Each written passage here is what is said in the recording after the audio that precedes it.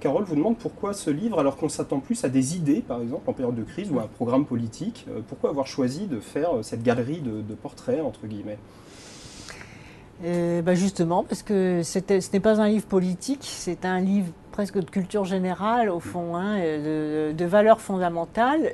Là, on n'est pas à faire des projets ou des bilans. J'ai fait le projet en 2007, j'ai fait un projet pour 2012, j'ai un projet dans la région que je préside.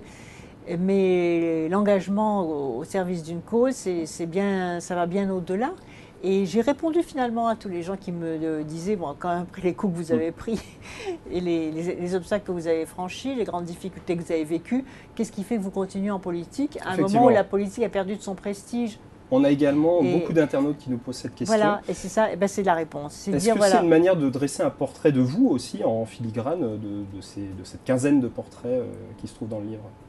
Je n'aurais pas cette prétention de me comparer à Mandela, à Roosevelt, à Jeanne d'Arc, à François Mitterrand ou à Jaurès ou bien d'autres, hein, ou Olympe de Gouges, Louise Michel, parce que les femmes aussi ont une part importante dans ce livre.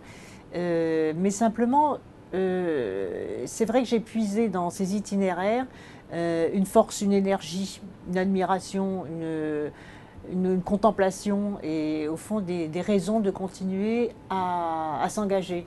Et tout un chacun peut y trouver, même quand ceux qui ont des épreuves dans leur vie personnelle, quand on lit ces itinéraires, on se dit, bon, attends, il faut, on se pose, on regarde aussi le bon côté de la vie, on va chercher en soi l'énergie dont on a besoin, on avance avec les gens qu'on aime et qui vous aiment, et puis voilà, on rebondit et on regarde l'avenir plutôt que de regarder le passé. Alors parmi